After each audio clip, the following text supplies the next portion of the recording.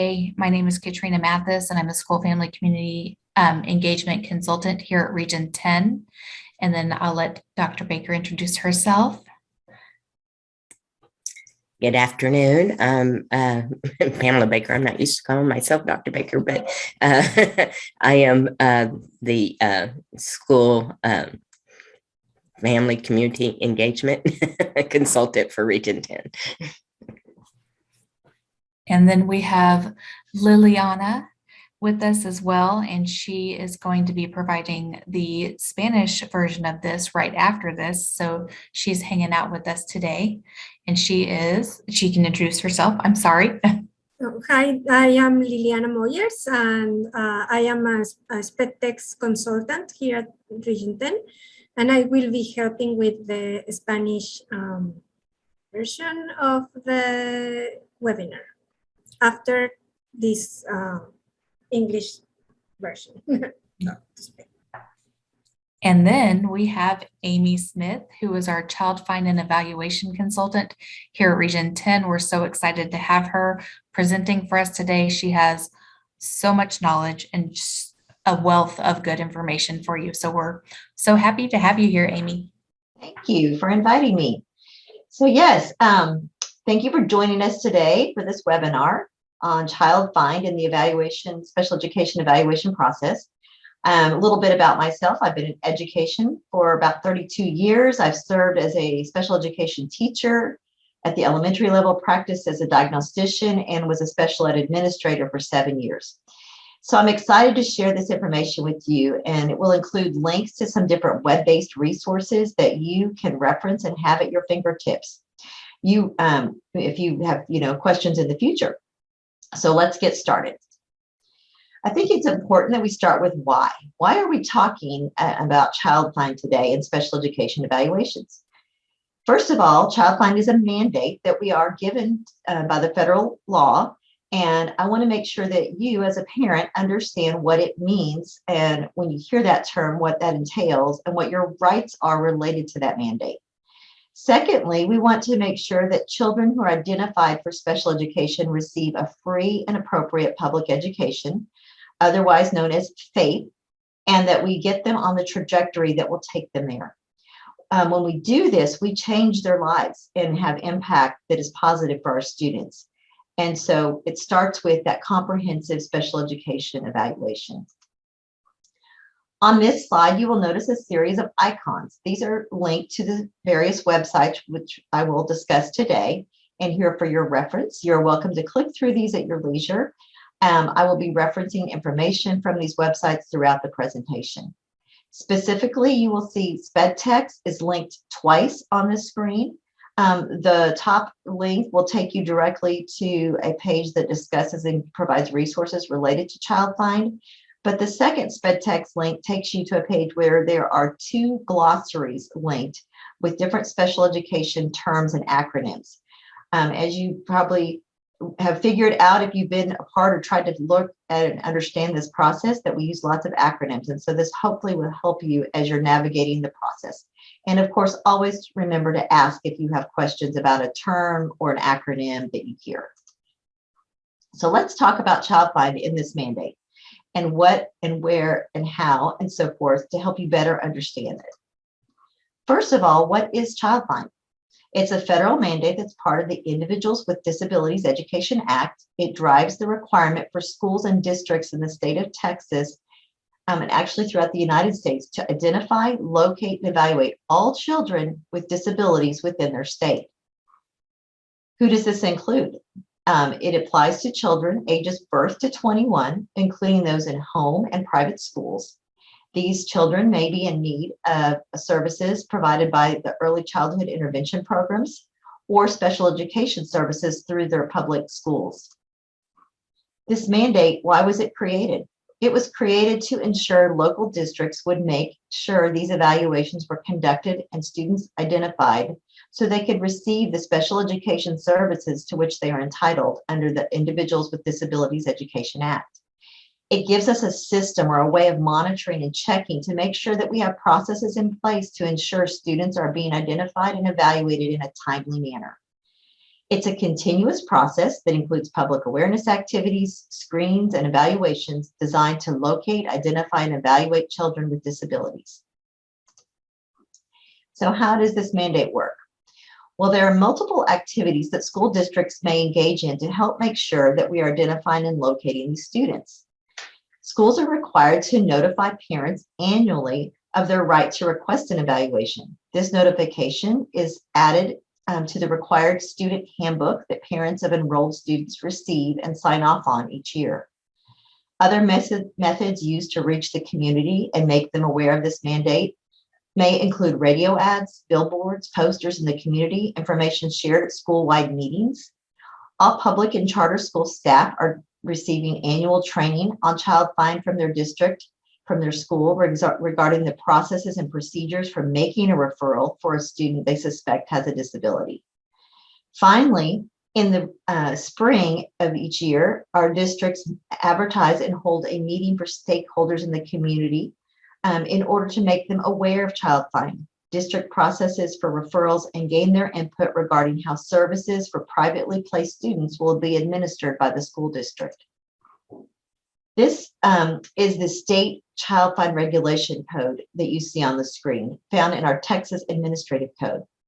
I'm sharing this to bring your attention to some of the language that is used here, because it is important that you understand how this process works and how it is operationalized here in Texas. First of all, you will note that it tells us that the referral process must be part of a district's overall general education screening system. Next, it talks about that students experiencing difficulty should be considered for all support services available to all students.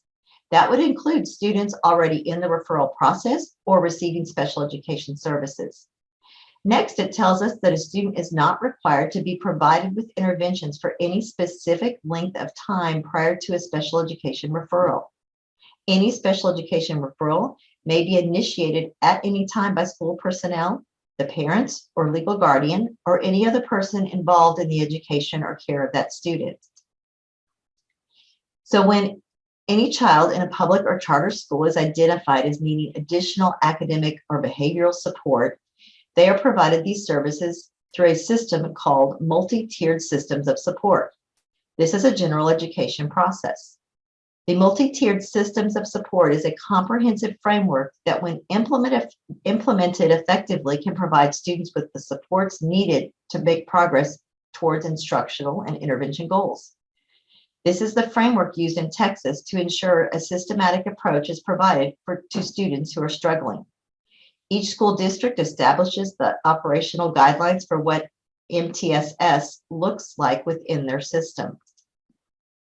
MTSS involves universal intervention for all students, targeted intervention for some, and intensive intervention for a small number of students.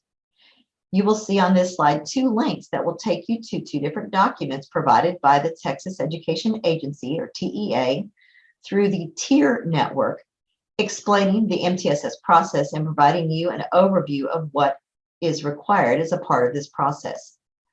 This slide gives you some verbiage to help you better understand what is meant by each step or each part of the process. Universal systems or universal supports are what are provided to all students. This is part of the quality evidence-based practices used in general education. It is also part of how the school monitors the progress of all students to ensure they are meeting expected benchmarks throughout the school year. When a student is not meeting a benchmark or having a continued behavior concern in a particular area, then they may be identified through this process as needing targeted intervention. Targeted practices are then provided to these small groups of students who need that extra support in helping to master a particular concept. When the need goes beyond that, then there are some students who will need intensive intervention.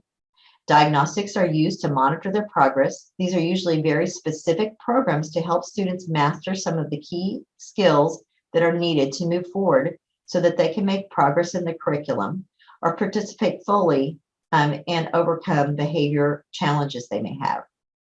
Students can move from one area to the other based on their need throughout the school years that they, while they're in school. And again, these services at any or all of these levels can be and will be provided to all students, even those who may already be receiving special education services or in the special education referral process. So you may be wondering, will you be notified if interventions are required for your child? And the answer to that question is yes. I have taken put a screenshot here on this slide to show you some information that was provided on this fact sheet for families, linked on the slide, letting you know that you will be notified annually if your child is in need of or receiving interventions, either targeted or intensive, as a part of the MTSS process. If your child is a student who is receiving special education services, you will be noticed differently. You will be noticed through their IEP progress updates that you receive throughout the school year. So as we discussed, all of these tiered interventions and the flow from those to providing services and accommodations under special education, it's not a sequential process, but a simultaneous process that happens continually for students based on the progress monitoring used throughout the school year. Next, it is important to keep in mind that the knowledge or suspicion of a disability condition alone doesn't automatically trigger the need for special education evaluation. Students may have a condition or disability that is able to be accommodated for under Section 504 and does not require specially designed instruction provided through special education. 2 questions must be answered by referral teams in order to determine if a special education evaluation is needed. First, do we suspect a disability? And because of that disability, do we have reason to suspect the child may need special education and related services? If the answer to both of these is yes, then a referral for special education full and individual initial evaluation must be made. On this slide, you will see the 13 disability categories used here in Texas. They are all hyperlinked to the educational code that describes how this disability is identified through the full and individual evaluation. For example, if you have a child who has been diagnosed by a physician as having ADHD, and because of that disability is evaluated through special ed and determined to need specially designed instruction, then that child would be found eligible under the disability condition of other health impairment.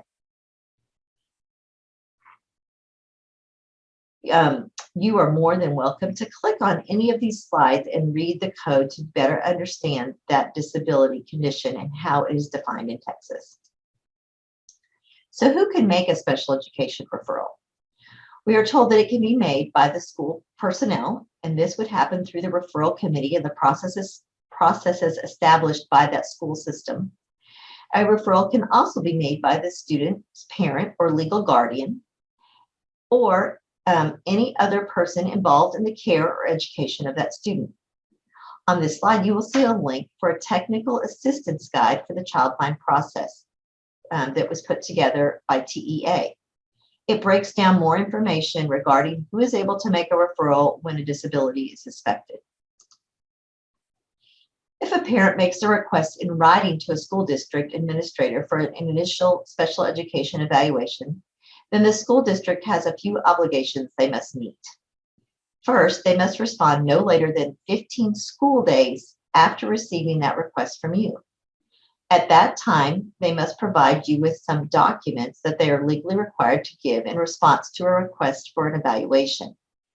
These include a prior written notice, a copy of your procedural safeguards, and if they agree that the evaluation is needed, they will also give you opportunity to give your written consent for the evaluation that is proposed. If you make your request verbally for that initial evaluation for special ed services, the school district still must respond. However, there is not a set number of days or a timeline. We are just told it needs to be within a reasonable time, and they still must comply with all federal guidelines regarding prior written notice and procedural safeguards. You may be wondering what happens if you make a request in the summertime for an evaluation for your child, an initial evaluation. In most cases, the school district will not be obligated to conduct that initial evaluation or meet to propose that evaluation until school is back in session. Required response times for initial evaluation requests are based on school days unless the child is less than the age of 3. If your child is under the age of 3, contact Early Childhood Intervention Services for a referral. There is a link here on this slide that will take you to their website where you can find the contact information for the ECI provider in your county. If your child already receives services from ECI, they will coordinate with the school district prior to your child's 3rd birthday, and you will be provided the opportunity to meet with the district in order to determine if a special education evaluation for services is needed. At that time, the school district will provide you the same documents as discussed before, prior written notice, and a copy of your procedural safeguards. If an evaluation is determined to be necessary, you will be asked to give your consent. At that point, they will work to complete that evaluation and meet for an ARD committee meeting to discuss the results, and that will happen prior to or by the child's 3rd birthday. So let's talk for a moment about parent participation in this child find process. When it comes to making decisions for your child, it is important you are included, and we are in law reminded that we must make sure you have the opportunity to meaningfully participate in this process. We know you know your child the best and therefore need your full participation to make this process work. Some ways to help make this happen would be to work to find a mutually agreeable time to meet with the people responsible for the referral. If a time to meet is offered and this will not work with your schedule, let them know and provide them some alternative dates and times. When you come, be prepared to ask clarifying questions that you may have, especially if anything seems unclear. Just ask. If English is not your first language, the documents must be reviewed and provided in your native language. This can happen either by providing them in writing or orally through an interpreter.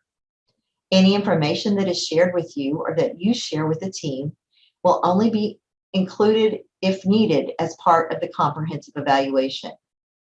Additionally, only those with an educational need to know will be given access to any of these records that are created.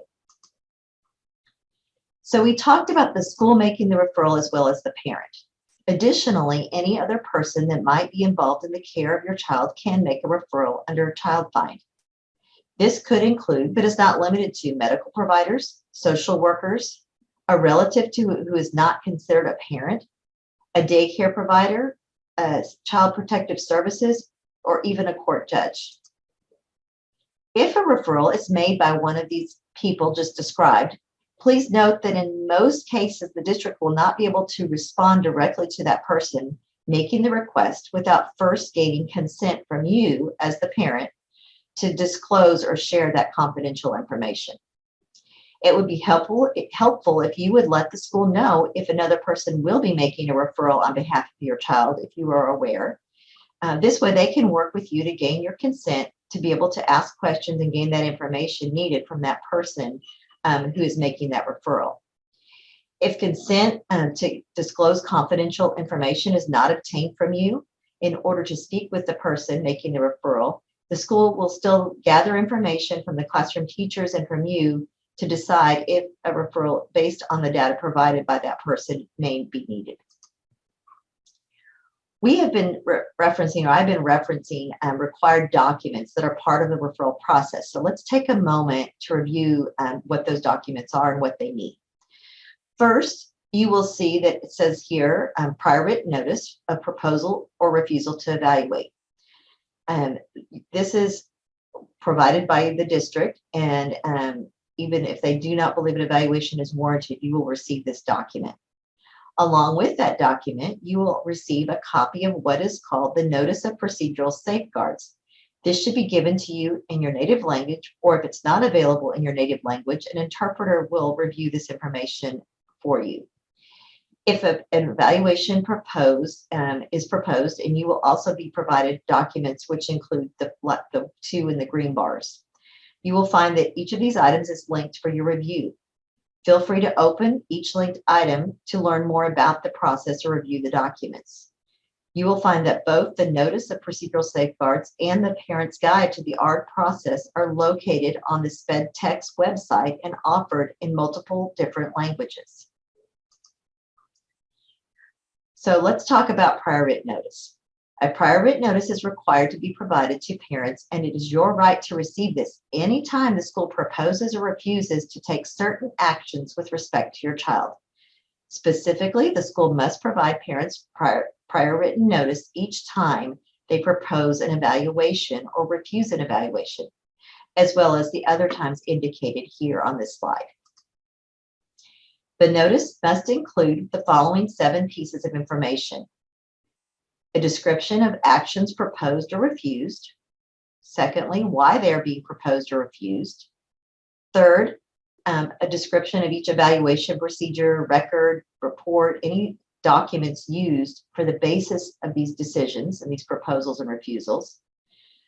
You also the fourth, there must be a statement that the parent of the child has protection under procedural safeguards and how you can obtain an additional copy of those procedural safeguards. Fifth, as a source for parents to contact for assistance if they need help understanding any of the information in this document. Sixth, the description of the options that the IEP team or referral committee considered that they did not choose to operate under or go with, and why they decided not to do that. And finally, a description if there were any other relevant factors to this proposal or refusal, they will be noted. If you want more information or details on prior written notices, here's another link. This will take you to the Partners Resource Network website. This is a network that is managed and has parents of students with disabilities that work for them, and they're there to support you. Now we are going to discuss informed consent. Informed consent is a process where the evaluation being proposed is fully explained to you, the parent or guardian or adults, or could be the adult student.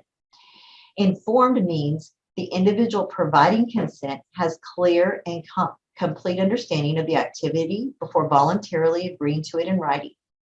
It is the legal and ethical responsibility of the professional obtaining consent to make sure you understand and have been provided all information relevant to the action being proposed.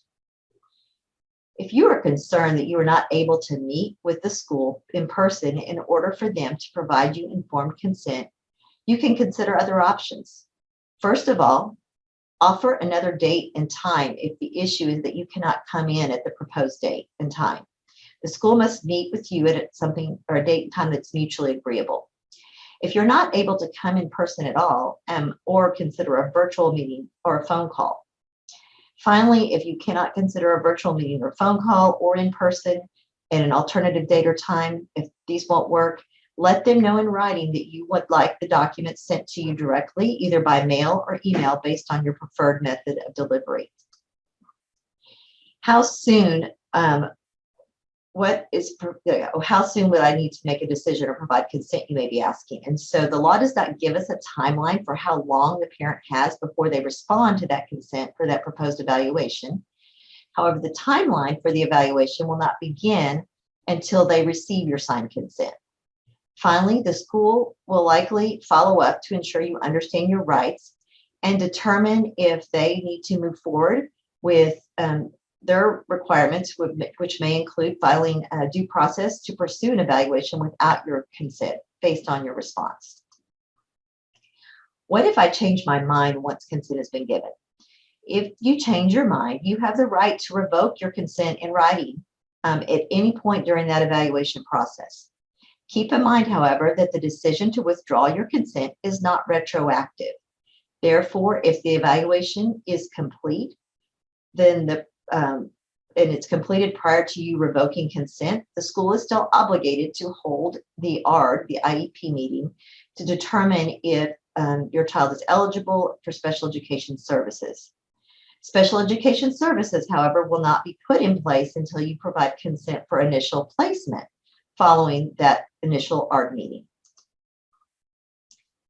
If the evaluation is complete, but you do not want your child to receive special education services, then you again have the right to not provide consent or to deny consent for initial placement into special education once the IEP has been proposed following the ARD meeting. If you move or withdraw during the evaluation process, the school is required to follow up and ensure this process has been continued.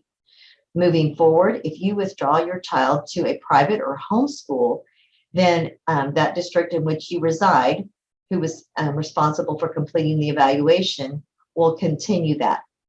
If, however, you move out of state or out of the school district, then the new district will be provided the information regarding the referral and work with you to set up an adjusted timeline that you would agree upon with them in order to complete that evaluation.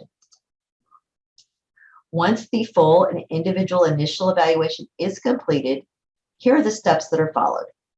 First, the school must develop and share proposals for any IEP considerations that will be reviewed at the ARD committee meeting, which must be held within 30 calendar days of that full and individual evaluation report date.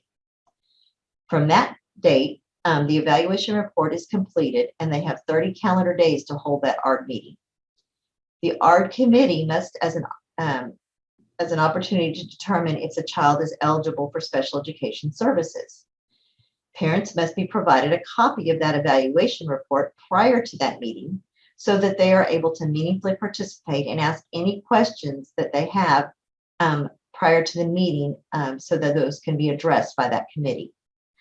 And finally, any proposals for the individual education plan that are going to be made as a result of that evaluation also must be shared with the parent prior to the meeting. This is a link to a timeline for the special education initial referral process. I thought it might be helpful for your reference, and so I included this slide with hyperlinks to this TEA-based timeline. It is found on the Child Find Evaluation and ARD Supports Network. A second timeline that also is helpful is this one that shows the full and individual evaluation timeline process from the point consent is signed until the FIE report and till the date that the FIE report must be written. And this is also found on the Child Find Evaluation Network. There are times where parents disagree with the evaluation results of the full and individual evaluation. If this happens, first of all, when you come to the ARD, you need to be prepared to share the reasons for your disagreement. The ARD committee needs to discuss your concerns and determine if there is any other additional testing that needs to be proposed. At that point, if you are still not in agreement with the evaluation, parents can also choose to act on their procedural safeguards and make a request for an independent educational evaluation to the Director of Special Education for that district or charter. You will be asked to clarify what portions of the evaluation you disagree with and would like conducted or reevaluated by an outside professional. When an independent educational evaluation is granted by the school district, the evaluation is conducted at no cost to the parent or conducted and the parent is reimbursed once the evaluation is completed by the outside professional. Each district sets its own policies and procedures about how this process works. So if you have concerns regarding your child's special education services or their evaluation or any parts of this process, you will need to know who to call. First and foremost, you always would want to start with your child's teacher or special education case manager. They will know your child best and likely be the first place and best place to get most of your questions answered. If, however, you feel your questions go beyond what they are able to do, or they have not responded to you, then I would suggest calling your campus administrator. The principal of the school can then inform you of next steps and discuss whether or not an ARD committee meeting is needed. And they will, of course, work with you to get that set up. Then, if you still feel you need additional support, the district special education administrators are the next group of people that you would want to contact. There will be special education directors or special education coordinators that support your child's campus and would be the ones to provide you an answer. Again, they will work to guide you around your next steps. Finally, we also have, and this is provided to you on your notice of procedural safeguards, letting you know of other resources that are free and available to you. SpedTex is a statewide network put together by TEA that we talked about earlier in this presentation. It is set up to provide information and is run by a group of special education professionals who have expertise in special ed law in the field of special education. They can guide you regarding different supports and services and provide you resources, including what questions to ask and so forth based on your needs. They have a hotline you can call, or you can use email if you prefer to contact them that way. And then last, there's the Partners Resource Network, which is set up through the state and run by parents of students who receive special education services. And they too can help you work and through your concerns, and they can do that by phone, and sometimes they do that with parents in person. Another document or process you need to be aware of is the review of existing evaluation data process. This is often referred to as the READ. This is a process used as a part of all reevaluations and any initial evaluations when it's appropriate. It must be conducted at least once every 3 years following the initial evaluation for all eligible students. It may be requested at any time by the parent or other committee members, and it allows the committee to review existing data, both formal and informal, to determine when and if there is a need for additional evaluation. It should be conducted no more than once a year unless agreed upon by the ARD committee. The purpose of conducting the READ is to determine or answer 4 questions. Does this child have a disability or continue to have a disability and the need for special ed services? What are the child's present levels of academic achievement and functional performance, and have they changed?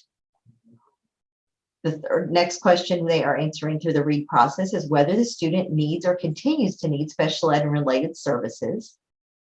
And finally, whether the student needs any additions or modifications added to their IEP in order to achieve their annual goals. This Texas Education Agency question and answer document that talks about the READ process and the reevaluation process is a great resource and has many answers to questions that you may have regarding this process. So, all children with disabilities are entitled to receive a free and appropriate public education. Child Find falls under the larger obligations of a district responsible to provide FAPE. And when a referral and an evaluation processes are followed and clearly shared with parents and families, students' trajectories are positively impacted. I have linked various websites that we have referenced throughout today's session here on this slide for your convenience. If you have any difficulty opening these links or getting to these websites, please let me know. My email is provided on the last slide in this session. So keep in mind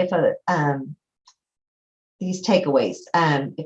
We have the Child Find mandate for schools to locate, identify, and evaluate all children suspected of being a child with a disability. Secondly, if your child is struggling in school, this includes social and emotional and behavioral concerns as well. Contact your school to determine interventions and supports available to your child. Contact your child's teacher or school if you have questions about your child's progress or would like to request a special education evaluation for your child. Finally, review procedural safeguards or other documents that are provided to you to assist you in understanding the steps in this process. And please do not hesitate to reach out to professionals that work with your child in your school, those of us here at Region 10, or through any of the other resources that we shared with you today. We are here to help you navigate this process. Thank you so much for joining us today, and I hope this information was helpful. Please contact me if you have other questions. All right.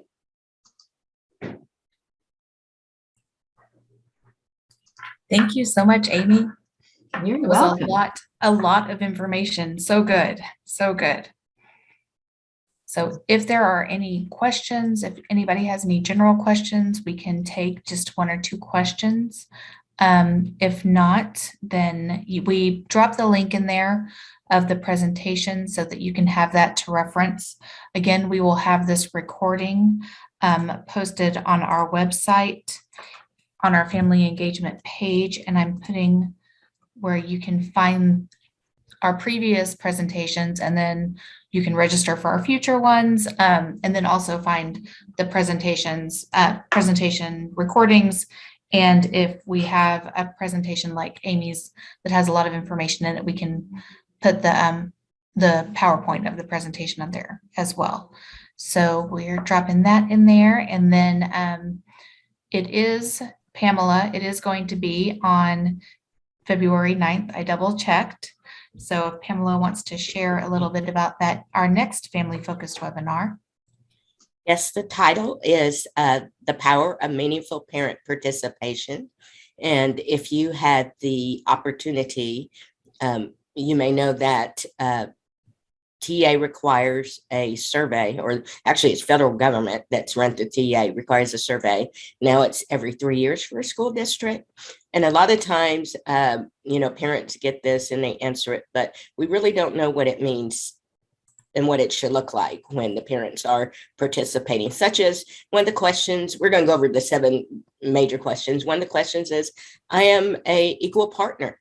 What does equal partner mean? The school knows my child. How does that look like? How much of their child should they know? So we're going to go over that. And we're also going to give some really good suggestions and things that you could use as a parent to help focus on those areas, and maybe even make some suggestions to the school if there's something that you see that might be really good for your child.